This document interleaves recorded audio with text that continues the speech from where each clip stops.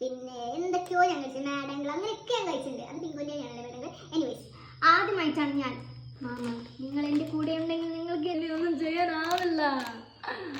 കട്ടപ്പ കട്ടപ്പ എന്ന് പറഞ്ഞിട്ടുള്ളൊരു പുതിയ ചിപ്സ് ആണ്. എന്താണിത്?